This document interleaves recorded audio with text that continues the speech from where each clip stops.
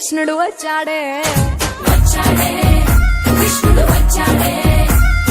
యమునా తీరాన ఉన్న రాధను చూశాడే చూసాడే